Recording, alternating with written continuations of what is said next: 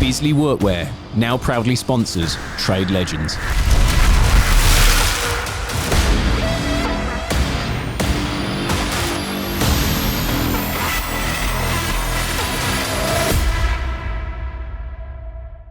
Big welcome to the show, Matt. And what we want to do, and what we tend to get everybody to do, is just to take us back to where it all started for you. Obviously, you're a qualified sparky electrician. Got that correct? Yep. And you're based in Brisbane. You're from Australia. Obviously, for all the people that sort of listen and watch over here, we want to sort of get to know about you, how you came to sort of getting onto social media as well, because you've got a really good following across multiple platforms as well. And just basically tell us why you, decided to be a sparky, what sort of age you were, the types of things that you do over there that might be different to people over here, and give people an insight as to, you as a person as well. So I'll go over to you. Yeah. If you take us back to the beginning, and then just talk us through how we've got to where we are today. Yeah, sure. Basically started, I was probably, I think, 18 or 19, came out of school, didn't really know what I wanted to do. My dad's a plumber, so he was in the trade. I figured I was going to go that route. I was working at Super Cheap Auto at the time, which is a car store selling car parts, that sort of stuff. Love cars. I actually wanted to get into to be a mechanic.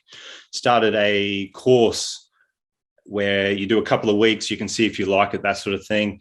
And I actually sort of found out that I wasn't going to be earning as much as I wanted to be earning, basically. And so I bailed out of that and talked to a few other people that were at the college I was at, and talked to some people that I knew that were doing the electrical, and always liked the electrical side. I've always pulled things apart and wired up certain things, always playing around with electricity. And then, just jumped straight into that and did a few weeks in the course. I got a job through that, or an apprenticeship. And that was probably at about age 19, I guess.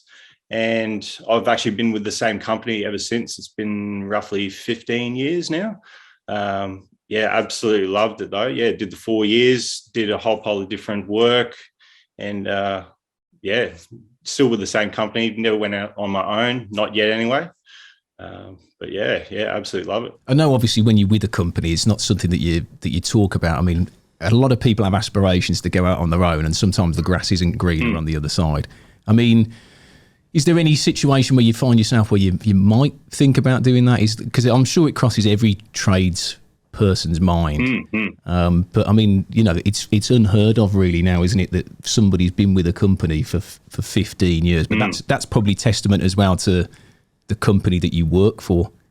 That 100%, they've managed to retain you. Because over here, I wouldn't say. Yeah, I think if you work for family, you probably stick with it longer. But it seems to be that people, when they get qualified, when they're working for a company and they realise that they can do the job for themselves and, get the money rather than go to their boss, and it's quite a common thing that they do quite early. So when you say you started your apprenticeship 18, 19, is that a bit late, or is that standard for you guys? Probably about standard. It's pretty much out of school. I think it was roughly almost a year after finishing high school, and after that, it was probably about a year. Most kids will stay in high school till they're 18. Yeah, roughly, 17 or 18. Finish year 12. A lot of kids will start their apprenticeship in school, so you can start at you're roughly 16, and you do like a day here and there during the year, and you sort of do your apprenticeship that way, and you can do it a little bit quicker and sooner, but there's not too many people that do that. It's usually out of school. How long was your apprenticeship for? Did you say, was it 4 years? 4 years. So I think that's the same. That's about standard. It's just like we can, when they finish GCSE, they can go straight into their apprenticeship at 16. Yeah. But I don't know, is that changing now? Have kids got to stay on? I think that you can still at 16 leave and then go into full-time work. So if you've got something lined up. So your apprenticeship. I mean, I think that's still a good way that the Aussies are doing it, because you've got that stability of school, but you're still learning, so you can. I like the sound of still being at school, but starting your apprenticeship. That sounds, because then you've still got that sort of balance of being able to ask questions at school. Yeah, because at 16, you don't really know what you want to do. Well, like we spoke to exactly Adam last night. He's 30 odd now and still doesn't know what he wants to do. So at 16, what chance have you got? Yeah. I mean, so going back again as well, like the mechanics sort of side of things. Do you still work on cars now? You still fix cars or into your cars and stuff now? Pretty much just after I started doing all the social media, I actually sold my car. But yeah, I built cars up from, I was about 20 when I started getting into cars, and I actually built sort of like a track car in my spare time. Yeah. So I definitely loved it. Yeah. Because I see you love a lawnmower as well. You're a man after my own heart. Like I've gone to lawnmowers now. Yeah, dad life now. Yeah, sold the track car. Yeah, a man that loves his grass is, I keep him high up in my opinion. I love a bit of grass. Is it a ride-on lawnmower? No, he's always testing. Like it was a Metabo one, was it the other day that I saw you use? Yeah, I just got a Metabo one. Yeah, I've got a cylinder mower that I use usually. Yeah. So you get the lines and all that sort of stuff. I'm going to put you on the spot here, Matt. Which one's your favourite? Which one? Oh, it's still the cylinder mower. It's a 25-year-old mower. They're an icon over here. Yeah. So you can't go past them. They're really. I like good. that. You know, when you have hammers. Yeah. There's a brand that Estwing is what I would say is the best hammer. There's obviously the best lawnmower and there's the best fridge. There's always one thing. I like that. I think what it is as well is when you're, when you're an apprentice, if you start with a particular brand and it works for you, you don't, like humans, I think, are preconditioned to be a bit like, we don't like change. But I think the one thing, obviously, when you and Pete, especially when you're testing new tools and you do find something that you love, that's why it's good with social media, because you can you can show those things off to other people and hopefully help somebody else. I mean, when did you start the social media then? So take us back to when that started, because is that a recent thing or is that, I mean, how recent is that for you? I think it's roughly 2 years old, maybe 2.5 years old now. So I've been doing it for roughly about that. It was around when the whole pandemic sort of came in. I was actually on paternity leave, so I had a kid, and we actually we get 3 months off paid through work. I need to have some babies over there. That's it. Yeah, it's pretty good.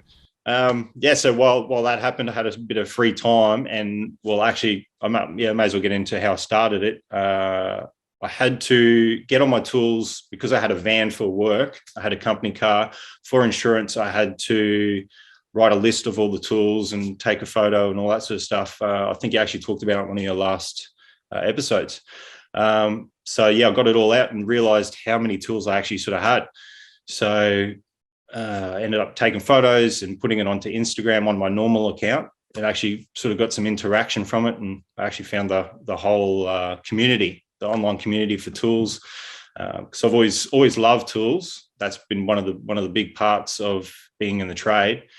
And sort of just delved into the tools more and started talking about them. But it's been 2.5 years. I pretty much didn't use social media before that. And you say you work for a company. Are they? Do you make content at work? Are they okay with that? No, not really. I really do limit the stuff at work, just because obviously I'm on their time, that sort of stuff. So anything is sort of, it's either when I'm going to lunch or after or before work, but it's really limited. Most of the stuff is at home or when I'm doing other works. So, I mean, you're commercial, aren't you? Commercial Spark. Yeah, mainly commercial. Yeah. I mean, what made you? Because over here it's a real sort of big split, isn't it? Like domestic and commercial. I'd say most people tend to gravitate towards domestic here. I'd say that. Would you say I'm right with that? I'm just thinking about, like, obviously you work for someone and you've got to be careful because you're on their time and they're not paying you to make content. commercial stuff, a lot of the time, if you're in a business, you can't film anyway, and you can't show stuff. So I think that's probably why the domestic guys are more prevalent on Instagram, because they've got a bit more freedom to film stuff, and especially the domestic guys are generally self-employed, and they can do, it's their own time. I mean, is that the same then over there? Like, because if you go on a commercial job, a lot of the time, the site managers and stuff like, there's no filming on here. Obviously, you're probably more at risk of getting injured as well if you're on a commercial site, if there's other trades on there than stuff like that. I mean, what made you think I'll go commercial as opposed to domestic? Is there more money involved in Australia in the commercial side, or is it just there's more opportunity with that sort of stuff because there's more building going on? There's definitely more money. It was just luck of the draw, really. I did the work experience with that company, and they were just commercial. And then, obviously stayed with them, and they've looked after me. I've been able to sort of spread my wings and go, like I've done a lot of power, data, fiber, AV, a lot of differing works, that sort of stuff. So it's always been changing, and just hasn't got bland, I guess. And with the extra money through doing the commercial side, I haven't really felt a reason to leave, especially to go to residential. It would be quite a difference. I mean, you mentioned loads of different categories there, like AV, data centers, all that sort of stuff. I mean, one thing for me is I love doing this as a job because there's so much variety. Every day is completely different. I mean, out of those that you listed, like, which one of those is the one that you enjoy doing the most? What's the type of stuff that you do? Just talk us through, like, sort of a basic day for you, or the stuff that you really enjoy doing. Yeah, well, so like at the moment, I'm doing a high rise. We're doing a 16th floor fit out, which is a hotel. And this is the first time I've actually been on a full electrical job in, I would probably say could be almost 8 years, I think, six to 8 years, somewhere in there. It sort of worked out that I've done 3 years in each sort of category. It's just how the cards landed. But yeah, I just got off AV, so I've been doing the power for a year now, and I did 3 years in AV, which I absolutely loved. And I think it was a lot more in depth. There's a lot more to it, and it was just sort of different, I guess. Learning new things, working with like big projectors and TVs, like a big multi-million-dollar fit outs. That was really good. But I also like doing the fit off when it comes to data racks. So I'll do data racks, AV racks, or doing a switchboard. I like all that sort of intricate stuff, getting it really nice, neat, and finding the best ways to do it. That's definitely one of the that's where the job satisfaction comes from, isn't it? Just trying to make everything as good as you can, and it almost don't seem like work then, because you're enjoying yourself. No, 100%. Especially if they give you the time as well. I don't enjoy that aspect when there's no time, when they just go, push. You got to throw the cables in, and you can't spend that extra time. But with the company I'm with, usually we can. Well, I have that in the winter generally as a plumber, because everything's an emergency. Everything's like, you've got so much to do. True. You don't enjoy it. I don't enjoy working in the winter. Obviously, it's cold and dark, and that you get that seasonal. Need to get yourself over to Australia. Well, yeah. But when you so much pressure to just get it done, get it working, you can't take your time and enjoy it as much. So it almost, because they always say, like I've said this before, if you enjoy what you do, you'll never work a day in your life. But when the demands of the job make it that it puts you under pressure, or either self-employed, it's your time, you've got to fit everything in, or you're working for someone and they're saying you've got to get this done by this time, and then I need you on another job, then you can't, like you say, take your time and enjoy it. You've just got to get it done, and that's when you don't enjoy it as much. I mean, one thing I want to touch on with you as well, Matt, obviously, like, my dad lives in Noosa, so he's not far from you.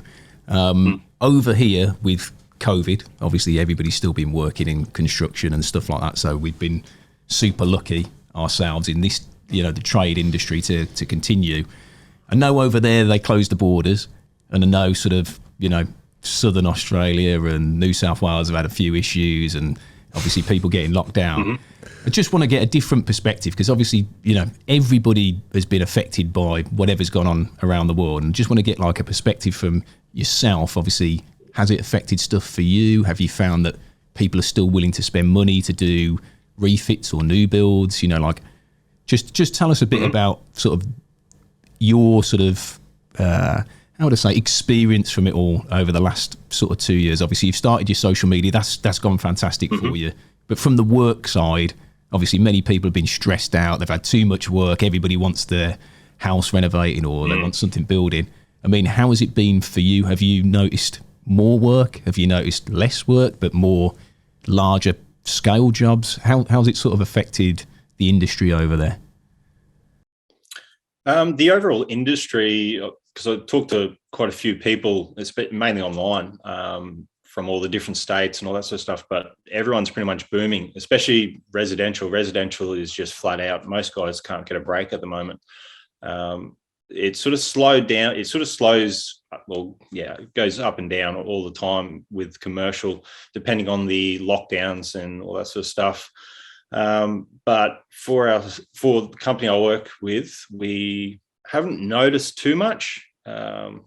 We had a bit of a slow time right when it sort of started, but after that, I think everyone else started spending, and we sort of took off a bit. We haven't really noticed much. We just had a whole wave of COVID come through, and went through our work site. I had it a couple of weeks ago. But other than that, it hasn't really affected us too much from what I've seen. What about the price of the materials? Is it affected that? Yeah, that's definitely been affected, and obviously getting a lot of the gear into the country. When we started the job we're doing, obviously it's a large scale job, so we started it almost a year ago. We started ordering gear at that stage so we could get into the country and sort of just leave it there, waiting until we got to use it. I mean, how much has it affected, say, like a lead time? Because over here, like when it all kicked off, I mean, the price of wood, timber, that went crazy. Yeah, everything's gone up in price, and also they're struggling for, especially boilers now. If you want to buy a boiler, it's not easy. Obviously, some guys have prepped and they've bought some stock of ones that they use. But if you find out, if you go into the merchants, I want this boiler, they've not got any on the shelf, and they can't order them in. So it's starting to affect us that way. Yeah, I don't see too much of that side in the commercial, but I definitely know in residential, like just building times even used to be 6 months, roughly about 6 months for a normal house to be built. Now it's 18 months, and I think it's actually getting pushed out a little bit further. So that's a killer, really. And yeah, that's to do with the materials. I go to the local hardware store to get just normal timber, and it's pretty hard to source that sort of gear. I mean, where do you? Because obviously, Bunnings is massive over there. I mean, where do you sort of get your bits and pieces from, like the stuff for you on a daily? Where's the one sort of place for you that you pick up? Yeah, pick up stuff. Bunnings for me is where I pretty much go. Like I've just done a remodel to my shed, and all the timber, all the insulation, screws, lighting. I pretty much go to Bunnings. We got trade account there, so it brings down the price a bit. I mean, I know Bunnings is basically like Kingfisher, so Screwfix and B&Q. Yeah. I mean, have you even noticed that somebody like Bunnings, the size of that they are, West Farm, is massive? Like, have you even noticed that certain bits even there, like you go in and some of the shelves where you'd normally see them full up? Oh yeah, because we see that a lot. Yeah, we definitely do. I even see it all over social media, people going into Bunnings all over Australia, and there's literally nothing on the shelves. Yeah. And the one thing I did notice about Australia was it was a bit like here. Everybody went crazy for toilet paper at the start of the... I think it's the same right now, yeah. Yeah, we're struggling once again. I don't know who's buying it all. You never know. I think we've got a transport problem at the moment, so... Yeah, we can't get it around. But like you said at the start, when it first kicked off and people were unsure of what actually was going to happen and what was going on, the work did slow down for us as well. But then as soon as it we got an idea of what was happening and they told us what was going on, then our work kind of just. I think construction getting told you are essential, I think that gave us the stability over here, and I think it was the same over there. I did see, like, I hate talking about like COVID and vaccines and stuff like that, but obviously I did see all the stuff in southern Australia where it was like, you got to get a vaccine, all that type of stuff. So it's like watching it around the world, how it affects different countries because they've got different restrictions, or, you know, like I mean, I can't believe that you just said that a house build's gone from 6 to 18 months. That's like 3 times the length of time. I mean, as a tradesperson here, people are struggling to price a job because when you then go to do the job, maybe 3 months later, the price of materials is moving so much. I mean, if you're doing a job and you're on it for 18 months, you know, every single day you've got those guys or girls on a job and you can't move them off that job. So that must be impacting, you know, even though you're probably making more money or there's more jobs available, obviously if something's taking longer to do, you know, that's impacting what you guys are doing over there. I mean, where do you see how it's all heading then for sort of the Aussie sort of electrical side of things? Where do you think it's all sort of heading at the moment? Do you think that there's going to be more issues in the future with price, or like how is it for finding people to get into the role? Because there's a massive shortage of tradesmen and women over here, isn't there? Yeah. You know, is that an issue as well in Australia for you guys there?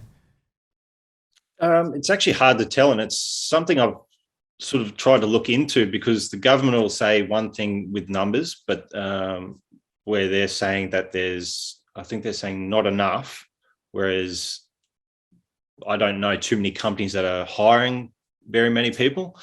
So yeah, it's really hard to know.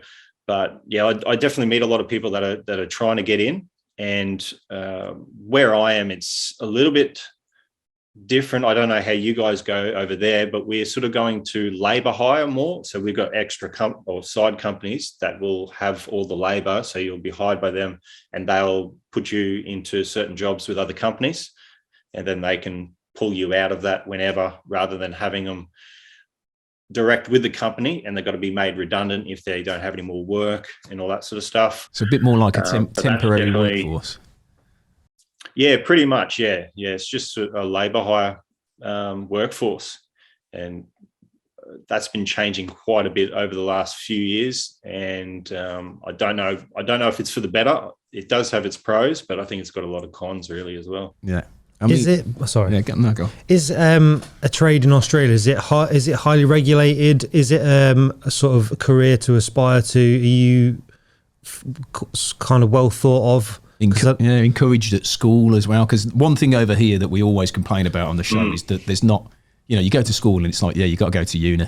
And if you don't go to uni, people sort of look down the nose at you as if to say, well, I think trades in this country are undervalued compared to other countries. But I just wondered, what is it like in Australia? Yeah, that's definitely a factor, or at least it was when I was in school. I think it might be changing, but I wouldn't be able to say fully. But yeah, we never really looked at the trades back then, and there weren't really any courses that you could start doing, as I was saying before, that you could start while you're in school. But now that's something that's more available, which is really good. Whether it's being pushed or not, I'm not sure. But yeah, we're definitely, I think Sparkies are pretty well looked at, and most other trades are, I do think. So yeah, well, I can't remember what the other question was. Just the other thing, like when I was a kid and I was doing my apprenticeship, we used to talk about because plumbing especially, it's quite an essential job because you need sanitation, you need running water, and you need heat. And with electrics, you need power to run your central heating system or your hot water system. So it's quite an important, but it's vital. You know, where would you be without? Don't ask a Sparky if he thinks a plumber's vital. Well, that's going to be my next question.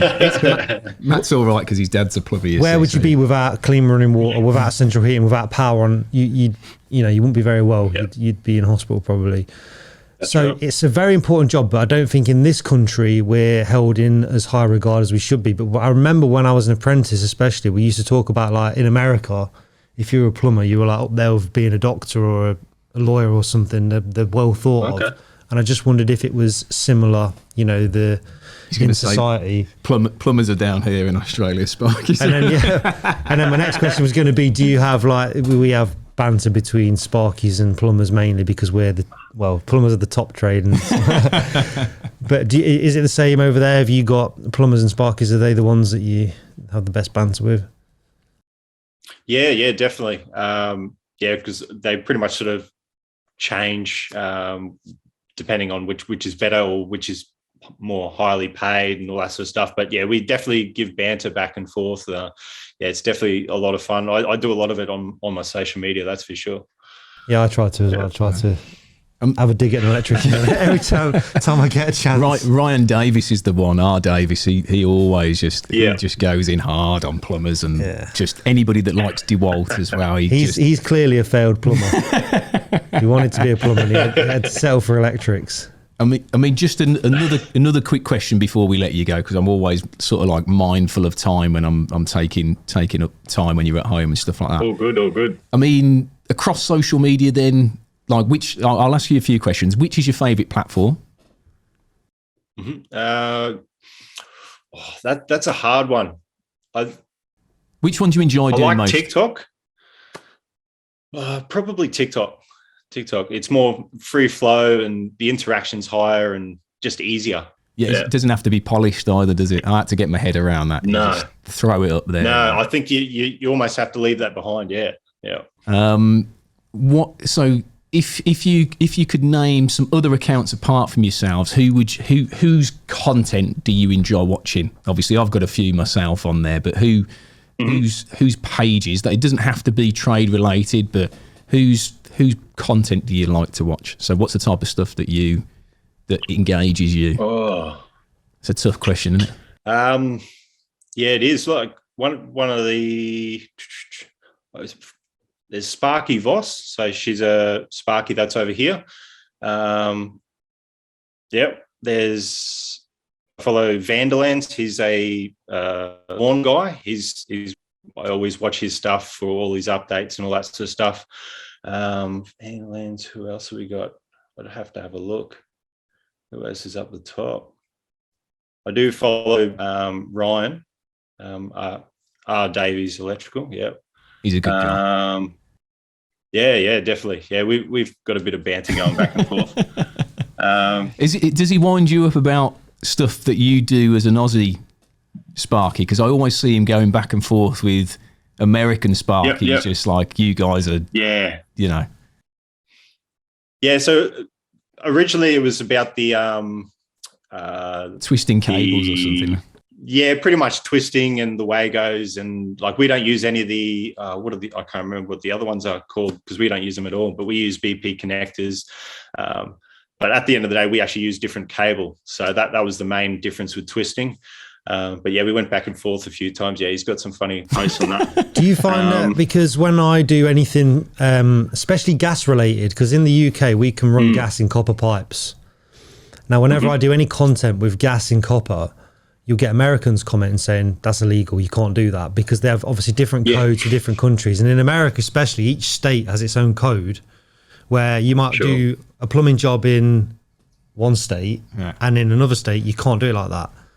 Do you have something similar there? And is the work in Australia and the electrical work in the UK, is it different? Or? Yeah. I mean, do you have different regs in each state? Do you guys have different regs in each? It's a little bit different. Yeah, there's nothing too major. Yeah, at least that I know of anyway. But I've actually been sent the regulations for the UK. I'm actually sort of starting to go through that and just having a look at the few because I'm really interested in that aspect, especially when it comes to the cabling. And I was actually talking to a guy from the UK today, and he was saying that they have mandatory cabling and electrical checks for all your buildings over there, which they have to do yearly or something like that, which is actually something I didn't know. And I've been pushing for, I'm a big advocate for that. I wish we had it over here.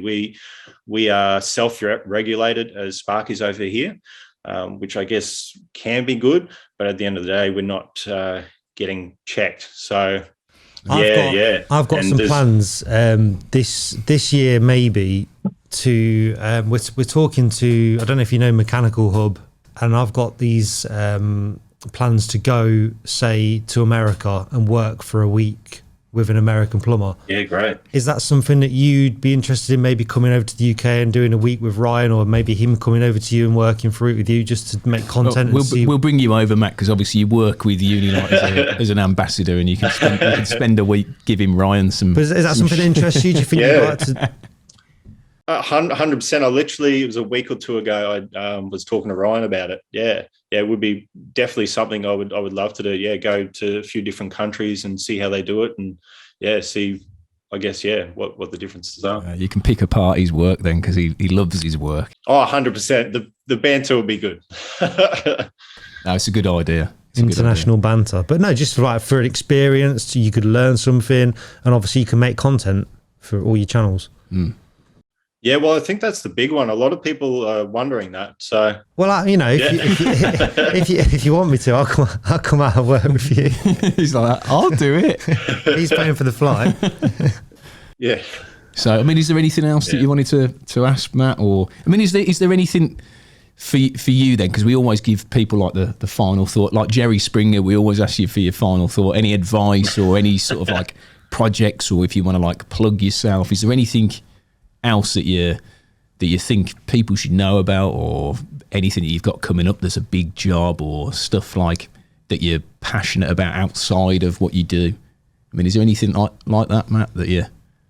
No, I can't think of too much. It's just I'm pushing hard with the social media, and definitely trying to help apprentices at the moment. That's one of the big ones. A lot of how-to stuff. I get constant messages from apprentices, which I love, or even guys that are tradesmen, just helping out with certain bits and pieces. I think there's a lack of, information or help out there. Yeah, lack of resources. Yeah, especially for apprentices. I get it constantly. And that's what I did a post the other week about tradesmen not being taught how to teach. I think that's something that we lack over here. We're just sort of given an apprentice, and some people don't even like people, let alone having a young person half your age, and and teaching them. So one more thing. So that's definitely something I want to push. Yeah. Do you have an issue with tool theft in Australia? Because we have a massive problem in the UK. Yeah, it's massive. So. Mm-hmm. Do you have to? I mean, I don't know what the punishment is for someone who's caught stealing tools. It's pretty much nothing here if they even bother trying to catch them. Is it a big problem for you guys? Yeah, and it seems about the same. It's I don't know exactly what the punishments are, but from what I've seen, there's no real deterrence to it. It's a slap on the wrist, and as you said, normally they don't even chase it up. I think it's just too hard to track it down. Especially if you don't have any markings or anything on your tools. So, yes, it is a massive problem here, though. Yeah. I mean, don't quote me on this, but I think in the UK, if you steal a tradesman's tools out his van, let's say, 5-6 grand's worth of kit, it's the same offence, theft from a motor vehicle, if you broke into a car and stole a radio. But like you say, catching them, you've got to have the police have got to catch them in the act, because if you catch them, there's nothing you can do. You've got to have CCTV of them actually doing it, and even if you've got that, it's not always 100% going to be a conviction. So you basically got to look after yourself. You've got to increase the security on your vehicle. You've got to mark your tools, and just try and do anything you can to make it hard for them to get in, because if they want to get in, they'll try and get in. But it sounds like you've got the same. Has it got worse over there for you over the last few years, especially with the pandemic? Because some people, might be struggling or whatever. Has it got worse for tool theft, or would you just say it stayed the same relatively? Yeah, not sure. Yeah, I know of a fair few people that have had it happen. I had it happen quite a few years ago as well. But I wouldn't be able to say if it's got worse or better. Okay. No? Well, we'll love and leave you, Matt. Nice talking to you. Thank you very much for coming on. I mean, for us, it's great to finally get have an actual face-to-face chat with you, myself personally, but also keep doing great on the social content. We both love the stuff. So thank you for spending the time with us anyway, mate. Yeah, no, it's been fantastic. Thanks for having me. No worries. And if I get time in April, I'll come and see you. Yeah, 100%. Yeah, hit me up. No worries, mate. All right, go and enjoy your evening anyway, mate. Cheers, mate. Yeah, thanks. Cheers, mate. Thanks, guys. Bye. If you like listening to Al talk over all the guests, if you've enjoyed this episode of Trade Legends, listening to Al talk over everybody else and people banging on the desk, if you've enjoyed listening to and watching today, you fucking gonna just stay still, one space, just for a minute. If you've enjoyed watching this, blah, blah, blah, blah, blah, blah. So Right, 3, 2, 1, go. So I'll just not do it. Go. Yeah, you sure? I'm gonna shut up for just like a minute. If you've enjoyed listening and watching today's Trade Legends podcast, please subscribe to our channel. It will really help us out. We're a new podcast. We want to do big things, and you subscribing, hitting the little bell so you get notifications would be just great. Thank you. Hitting the little bell. I was like, ah, yeah, ding, ding, ding, ding. There's a little bell in there. Beasley Workwear now proudly sponsors Trade Legends.